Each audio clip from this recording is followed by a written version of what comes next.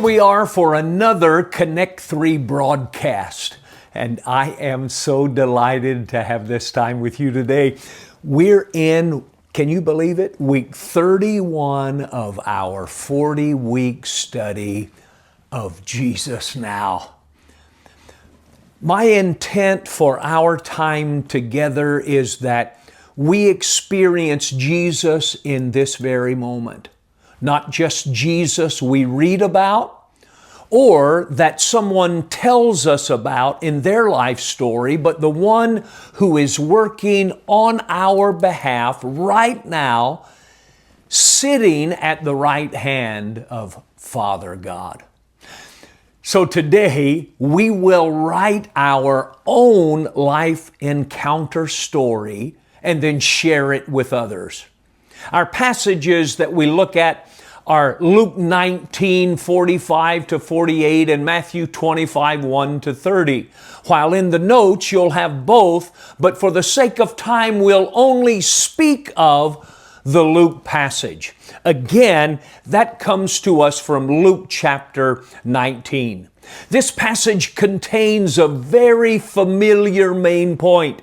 Jesus drives out the money changers, declaring, "My house will be a house of prayer, but you have made it into a den of robbers." This is commonly seen as righteous indignation over corruption in the temple. First thing I want you to recognize today is that it's important to note here that the temple was not just misused, they had actually repurposed it. The people had not just allowed commerce in the temple, they had redefined its purpose. Jesus' quote from Isaiah 56 and 7 reminds us that the temple was meant to serve all nations, a house of prayer for all nations. And yet those selling and profiting were actually obstructing that purpose. This repurpose was out of alignment with the will of the Father. So as we encounter the Father through Jesus today, we must be sure we walk His path and not cut our own way.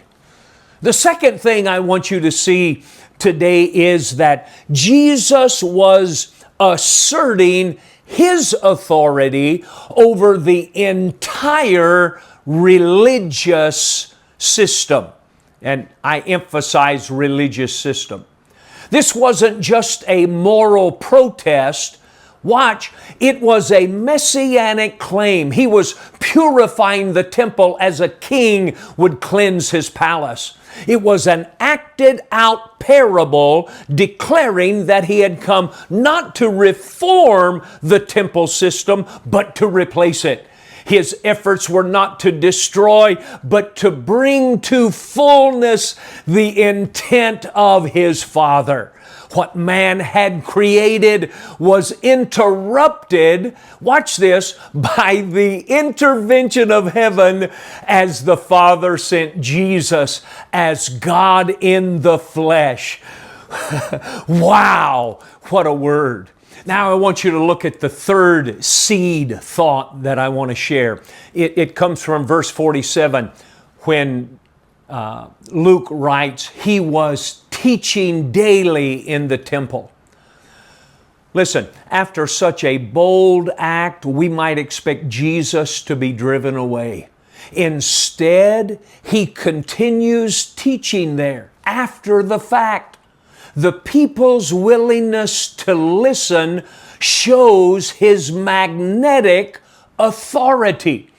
Even after upending the system, this contrast heightens the threat He posed to the chief priest. He spoke as one having authority. May we speak, Father God, representing Jesus in every situation of our lives. The fourth and last thing I want to share is the leader's response. They could not find a way to kill him because all the people were hanging on his words. You see, this highlights the deep divide, a corrupt leadership fearing the loss of control, and a spiritually hungry people desperate for truth. That's where we are today.